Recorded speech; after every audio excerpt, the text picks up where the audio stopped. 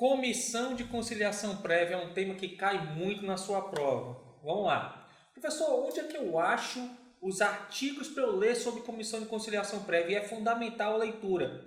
Você vai procurar lá no artigo 625A a 625H da CLT. É a leitura rapidinho, você lê poucos artigos, poucos incisos e gabarita no dia da sua prova. Vamos lá. Qual o objetivo da comissão de conciliação prévia? O objetivo da comissão de conciliação prévia, como o próprio nome já diz, é buscar uma conciliação prévia ao ajustamento de uma ação para desafogar o Poder Judiciário. Lembrando que atualmente o STF entende que não é obrigatório passar pela comissão de conciliação prévia, certo? É uma faculdade. As comissões de conciliação prévia elas podem ser criadas no âmbito empresarial, no âmbito sindical, no âmbito de grupo de empresas ou intersindical, certo? Primeiro, no âmbito empresarial, sindical, grupo de empresas ou intersindical. Como é a composição, professor? Como é a composição dos membros da comissão de conciliação prévia? Os membros da comissão de conciliação prévia, a composição ela é paritária. Por quê? Metade representa os empregados e metade representa os empregadores. Lembre, só aqueles que representam os empregados possuem estabilidade. E o número de membros, professor? Aí eu não sei te dizer. Por quê? Se for no âmbito empresarial, eu posso até te afirmar. No âmbito empresarial, no mínimo são 2 membros e no máximo 10 membros. Então, no âmbito empresarial, mínimo 2, no máximo 10 membros que compõem a comissão de conciliação prévia. E nas demais hipóteses, professor, de comissão de conciliação prévia, o número de membros deve estar estabelecidos na convenção coletiva. Aí depende de cada convenção, ok? Então, no âmbito empresarial, 2, no máximo 10. No âmbito sindical, previsto, os membros, a quantidade de membros estão previstos aonde? Na convenção coletiva da categoria. Certo? Professor, e se tiver uma comissão de conciliação prévia empresarial e uma comissão de conciliação prévia sindical, qual eu devo propor, submeter a minha demanda?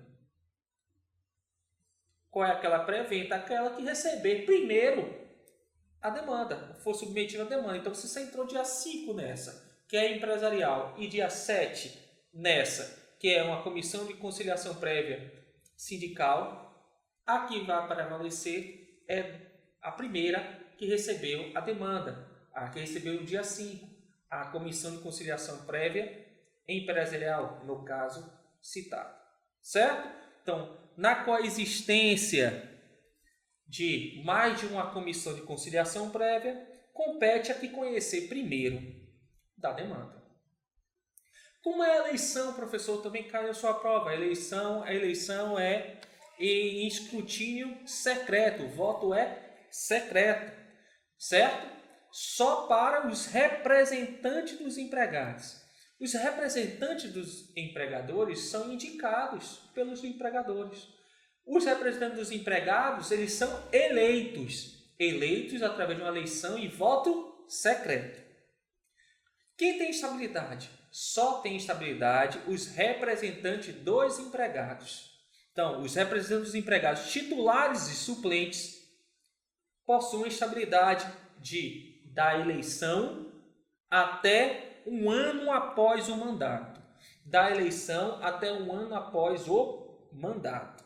O mandato tem duração de 1 ano.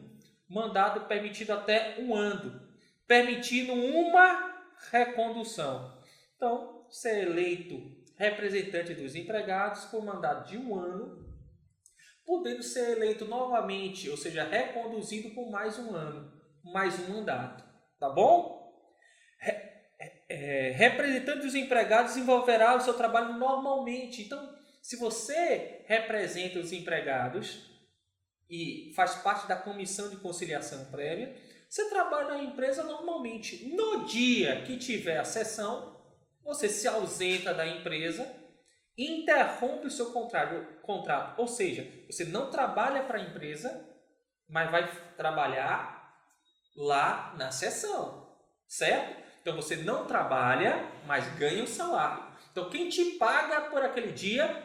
O empregador, apesar de você não prestar o serviço diretamente para ele. Então ele trabalha normalmente na empresa, no momento que tiver a sessão, você se ausenta, participa da sessão, é uma hipótese de interrupção, tá bom? Então, representante dos empregados desenvolverá o seu trabalho normalmente, sendo afastado apenas quando for atuar como conciliador, computando como tempo de trabalho despendido como conciliador, logo uma hipótese de interrupção contratual.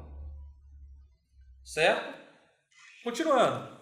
É obrigatório submeter a demanda previamente à comissão de conciliação prévia? Se for no artigo 625D da CLT, ele diz que será submetido, tem que ser submetido. Só que o STF entendeu de forma clara que é uma faculdade do empregado submeter à comissão de conciliação prévia a sua demanda.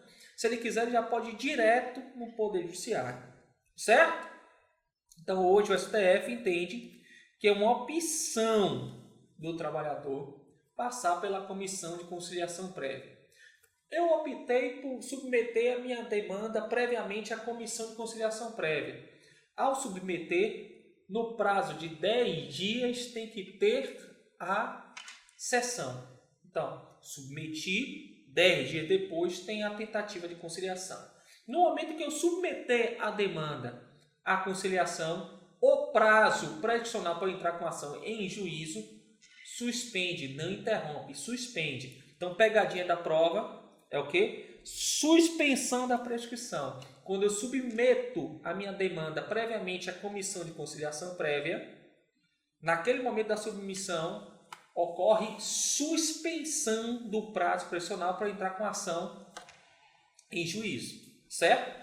10 dias depois da submissão da demanda na comissão de conciliação prévia, tem a conciliação, tentativa de conciliação. Não chegada a conciliação, volta a correr o prazo prescricional. Venha comigo que eu vou desenhar para vocês. Ó, eu submeti a demanda à comissão de conciliação prévia. Ocorre o quê? Suspensão. 10 dias depois, no prazo de 10 dias, tem que ter a sessão para tentar a conciliação. Não chegada a conciliação, volta a correr a prescrição. Certo? Então, antes desse prazo, já tinha gasto, por exemplo, 1 ano. Eu saí do emprego, foi extinto o meu contrato. Vem aqui para o quarto. Foi extinto o meu contrato.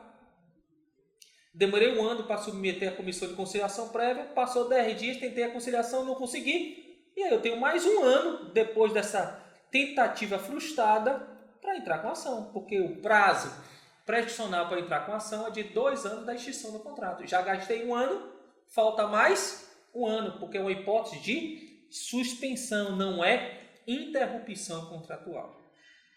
Certo? Não é interrupção da prescrição, é uma hipótese de suspensão da prescrição.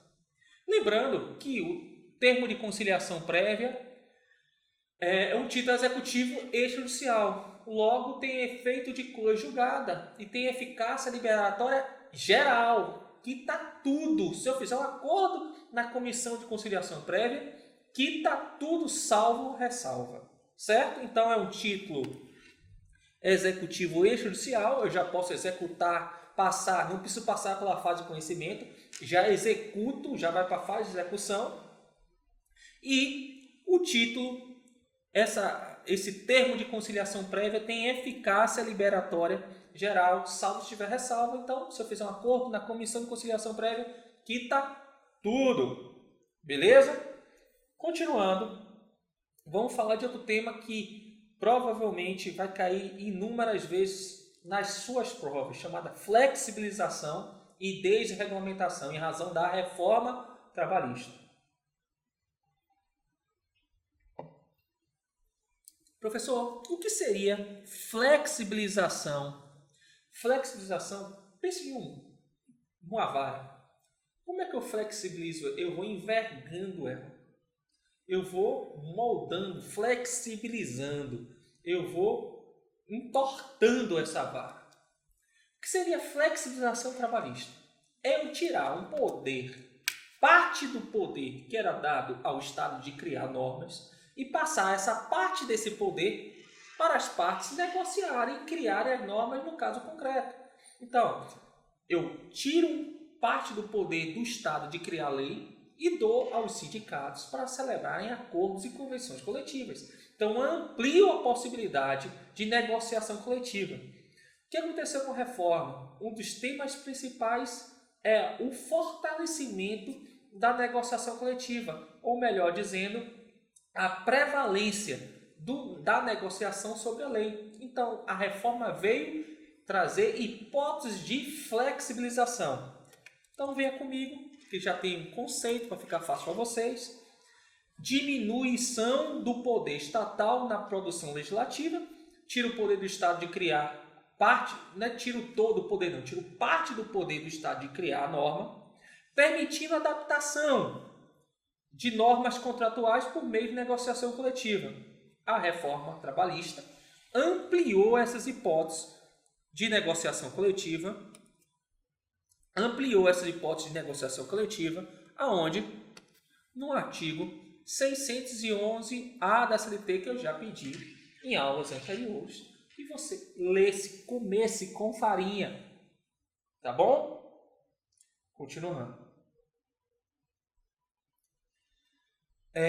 Lembrando que a flexibilização trabalhista já era permitida em algumas hipóteses constitucionais, veio a reforma, ampliou essas hipóteses de negociação coletiva, de flexibilização, todavia não é de forma irrestrita. Eu não posso flexibilizar direitos previstos constitucionalmente, certo? Nem outros direitos previstos no artigo 611-B. O A eu posso, 611-A posso flexibilizar. 611-B, ele diz um rol de direitos que eu não posso flexibilizar. Então, é vedada a flexibilização de direitos constitucionalmente assegurados, bem como aquelas matérias previstas no artigo 611-B. Logo, além de comer com farinha o artigo 611-A, você vai comer com farinha o artigo 611-B. Está claro e evidente que vai cair na sua prova, né? Falando assim, pode ser flexibilizado tais direitos, não pode ser flexibilizado tais direitos. Qual que pode? 611-A. Qual que não pode? 611-B e direitos constitucionais, certo? Os direitos previstos na Constituição não podem ser flexibilizados, salvo quando a própria Constituição autoriza a flexibilização. E a autoriza em 3 hipóteses. Professor, você falou flexibilização, mas eu já ouvi falar também da desregulamentação. A reforma trabalhista não trouxe a desregulamentação. A desregulamentação é a retirada total do poder do Estado de criar normas. Eu tiro o Estado e dou todo o poder para as partes. Acaba com o direito do trabalho. O direito trabalhista, a legislação trabalhista vai ser encerrada se tiver desregulamentação. Então, a desregulamentação é a retirada total do poder do Estado de criar norma e passar esse poder para as próprias partes criarem a norma no caso concreto. Tá bom? Isso é vedado. É vedado a desregulamentação. A flexibilização é permitida. Ainda mais agora com a reforma. Algumas hipóteses de flexibilização autorizadas na Constituição. Quais são as hipóteses previstas na Constituição que caem muito? Primeiro, artigo 7º, inciso 6º. Irredutibilidade do salário. O salário é redutível, salvo acordo e convenção coletiva. Então, por acordo e convenção coletiva, eu posso reduzir o salário. Lembrando, eu posso reduzir o salário? Posso, mas só por acordo e convenção coletiva. O salário é redutível, salvo acordo e convenção coletiva. Por acordo e convenção coletiva, eu posso reduzir o salário. e durante o período do acordo de convenção coletiva, durante a vigência de 2 anos, eu não posso dispensar aquele empregado se eu reduzir o salário dele por acordo de convenção coletiva. Então, eu reduzo o salário dele, mas não posso dispensar. Isso veio com a reforma. Lembrando que eu também não posso reduzir o salário mínimo. Ninguém pode ganhar menos que o salário mínimo. Na verdade, ninguém pode ganhar menos que o salário mínimo hora. Se o cara trabalha 8 horas, ele vai ganhar um salário mínimo. Certo? Ninguém pode ganhar menos que isso. Mas se ele trabalha 6, ele tem que ganhar o valor da hora salário mínimo. Isso ele não pode ganhar menos. Então, recapitulando, é possível reduzir salário? Regra não. Salvo acordo de convenção coletiva. Posso reduzir salário mínimo? Valor da hora salário mínimo não pode ser reduzido. Eu posso ganhar menos que o valor nominal do salário mínimo. Eu posso ganhar menos que 900 e tantos reais. Porque eu trabalho menos do que 8 horas. Mas o valor da hora salário mínimo, ninguém pode ganhar menos.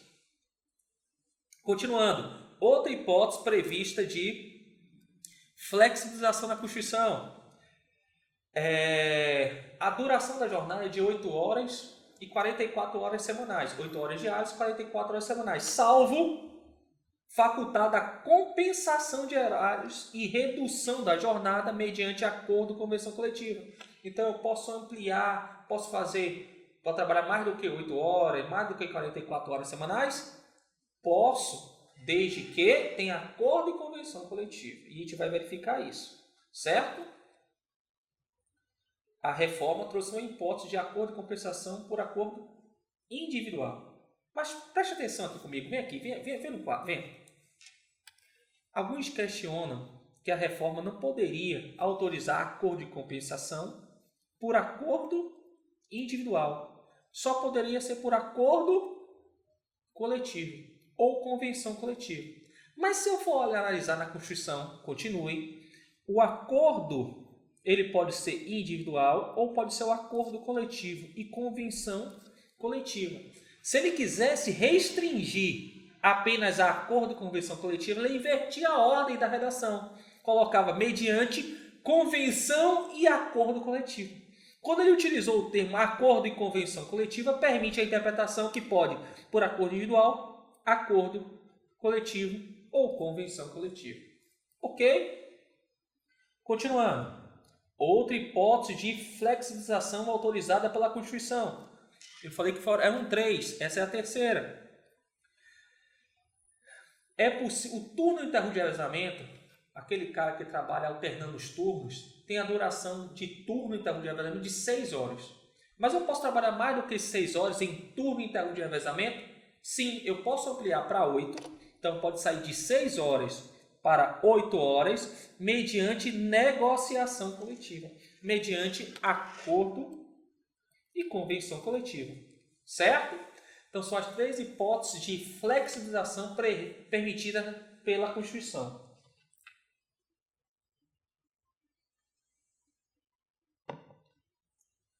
Redução de salário mediante acordo e convenção coletiva.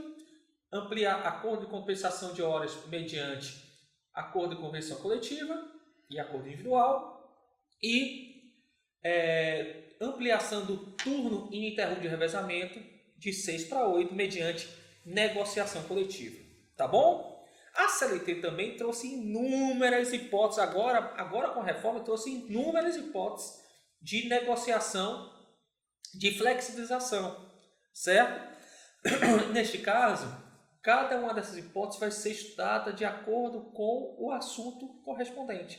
Não dá para eu elencar todas agora com vocês, são 12 a 13 hipóteses, então eu só trouxe uma para você verificar e fiz a ressalva que será analisado nos outros planos de aula. O regime por tempo parcial. Regime por tempo parcial é uma hipótese de um empregado que ele não pode trabalhar às 8 horas de seguida, chamada part of time. Eu não tenho condições porque eu estou estudando na faculdade, eu estou cuidando da minha mãe, cuidando do meu pai que está doente. Então eu preciso trabalhar para ganhar o dinheiro, mas preciso também ter um tempo para fazer essas outras atividades. Então você trabalha menos, ganha menos, mas ganha salário. Então é chamado contrato a tempo parcial. Os empregados que trabalham 8 horas por dia podem se transformar em contrato a tempo parcial? Pode. mas mediante negociação coletiva. Ok? Então, é possível a transformação dos contratos que são de 8 horas, contrato que não é contrato imparcial, contrato comum de emprego, em transformação de um contrato especial de emprego, chamado contrato a tempo parcial, com a redução da carga horária, com redução do salário correspondente à carga horária, mas mediante negociação coletiva. Logo, é uma hipótese de flexibilização trabalhista.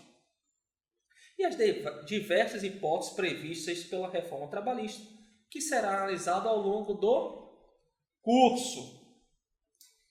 Queria falar com vocês duas hipóteses que é bom para você ler em casa, eu coloquei aqui para vocês, chamada qualificação profissional, layoff, ou também, conhecido também, outra hipótese que eu vou trazer para vocês, programa de seguro-emprego. Certo? Vamos lá. Em razão da crise, o que seria layoff? Em razão da crise, algumas empresas podem reduzir ou afastar, reduzir a carga horária, ou reduzir o salário, ou afastar o empregado por um período, para uma qualificação, para exercer, suspendendo o contrato, para evitar a extinção do contrato. Então, eu não tenho condições de ficar com todos esses empregados. Para evitar a extinção desse contrato de todo mundo que está aqui, extinção de todos os meus as relações de emprego, para evitar a extinção da relação de emprego, eu posso afastar esse empregado para ele ser requalificado, de tal forma que eu evite a extinção dele extinção do contrato durante aquele período. Certo? Então, o que é layoff? Em especial, a espécie de layoff pela qualificação profissional prevista no artigo 476A da CLT. É o afastamento temporário do empregado, acompanhe comigo, mediante uma licença remunerada, com o objetivo de evitar a dispensa em massa. Então, eu afasto esses empregados, dou uma licença remunerada, evitando que ocorra uma dispensa em massa. Mas é necessário preencher requisitos, e eu enumerei os requisitos para você. Primeiro requisito, qual o prazo? Essa licença pode ser ad eterno? Não. A duração é de 2 a 5 meses, sendo possível a prorrogação, desde que essa prorrogação tenha previsão em instrumento coletivo. E então são 3 requisitos. É de 2 a 5 meses o tempo da licença. Posso prorrogar? Posso. Mas aí tem que preencher requisitos. Quais são os requisitos? Primeiro, ter previsão no acordo de convenção coletiva dessa prorrogação. Segundo, o consentimento formal do empregado. Então, o empregado tem que aceitar essa prorrogação. E terceiro, a empresa tem que pagar a bolsa qualificação pelo período prorrogado. Então, é de 2 a 5 meses, possível a prorrogação, desde que tenha previsão em acordo de convenção coletiva essa prorrogação, a anuência do empregado expressamente, formalmente, e terceiro, que a própria empresa pague essa bolsa. Quer prorrogar? Tá bom, prorrogue essa suspensão do contrato para qualificação, mas quem vai pagar a bolsa é a empresa que quer prorrogar. Quais são os requisitos aí para ter esse qualificação profissional, uma espécie de layoff? Tem que ter instrumento coletivo, acordo, convenção coletiva e consentimento formal do empregado para se afastar e se qualificar. Quais são as formalidades, professor? Porque precisa preencher formalidades. Primeiro, comunicar ao sindicato da categoria 15 dias antes desse afastamento para qualificação. O FAT será responsável pelo pagamento da bolsa, mas o empregador pode complementar uma ajuda compensatória sem natureza salarial. Então, durante o período de afastamento, quem vai pagar essa bolsa? O governo está pagando essa bolsa. Só que o empregador pode, se ele quiser, pagar, dar um dinheirinho a mais, uma complementação, certo? Só que essa complementação não terá natureza salarial. Ok? E só pode ter uma suspensão durante o período de 16 meses. Então, não pode ficar suspendendo para a qualificação do empregado toda hora. No período de 16 meses, só pode ter uma suspensão para a qualificação. Só pode ter um layoff para qualificação profissional. Certo? Dispensa do empregado. É vedado a impossibilidade de dispensa durante o período de suspensão. Eu não posso dispensar o empregado que está se qualificando. E 3 meses depois, quando ele voltar, durante 3 meses eu não posso dispensar sem justa causa esse empregado. Então, durante o período de qualificação e 3 meses depois eu não posso dispensar esse empregado. Ok? Continuando.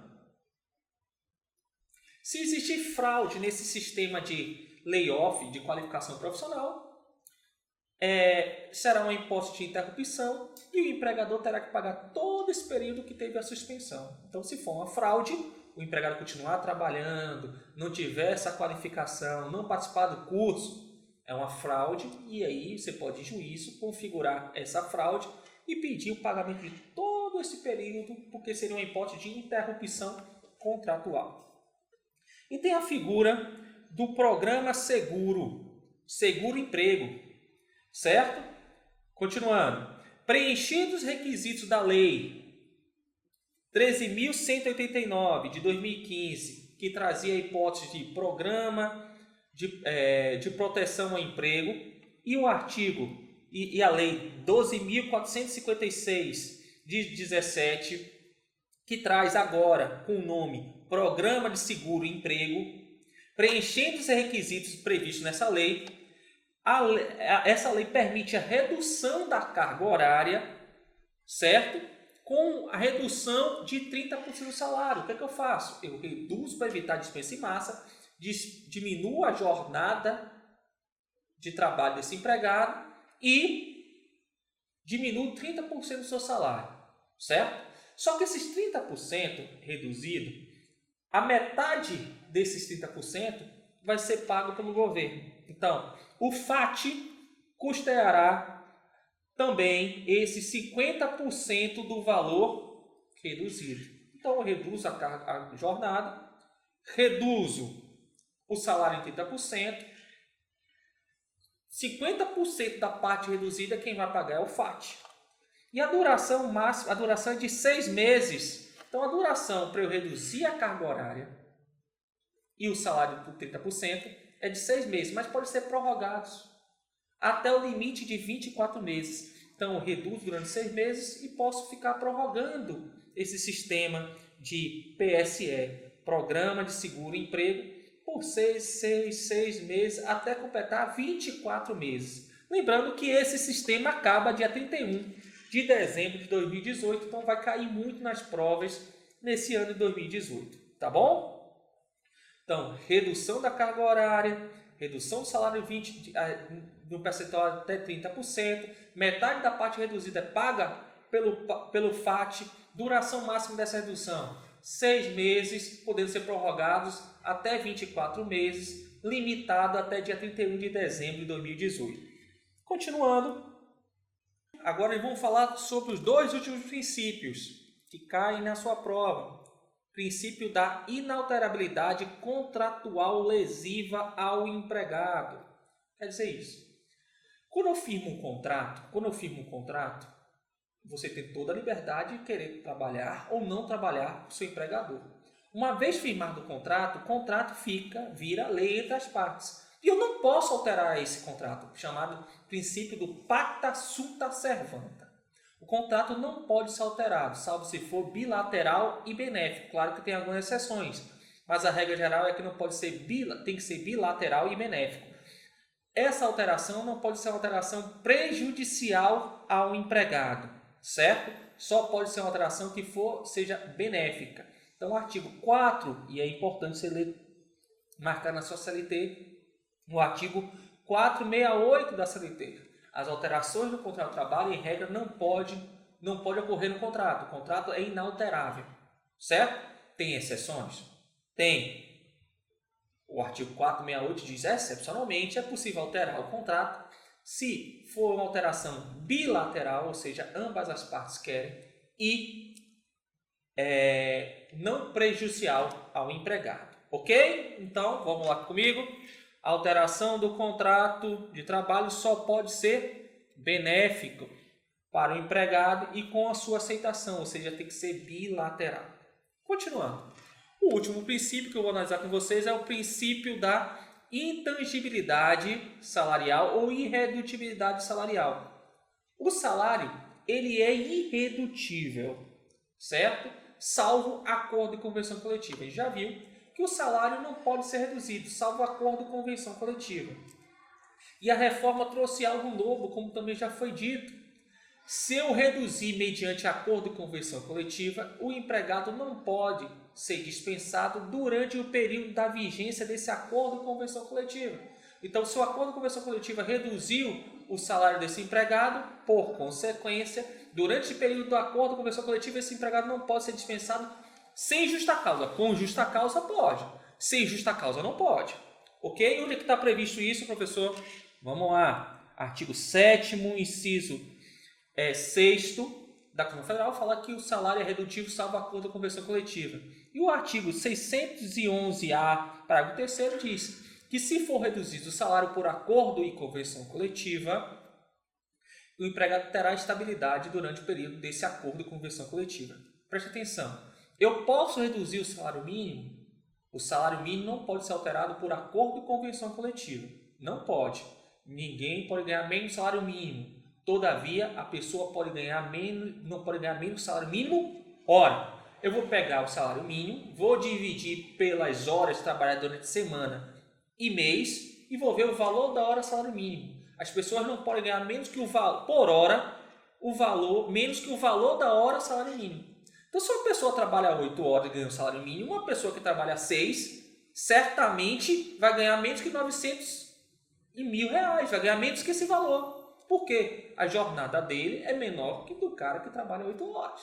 Entenderam? Então, o valor desse cara que trabalha 6 horas, não pode, por hora, ganhar menos que o valor da hora salário mínimo. Isso que é importante ressaltar. Recapitulando, salário não pode ser reduzido, salvo acordo com convenção coletiva. Se for reduzido durante aquele período do acordo com convenção coletiva, não pode ser dispensado. Ninguém pode ganhar menos que o salário mínimo, hora, pode ganhar menos que o salário nominal. O salário mínimo nominal, o valor do salário mínimo, você pode ganhar menos que isso. Mas o valor da hora salário mínimo, você não pode ganhar menos do que isso. O valor da hora salário mínimo. Ok? Então, espero ter rapidamente abordado os temas de princípio com você. E na próxima aula falaremos de outro tema do seu edital.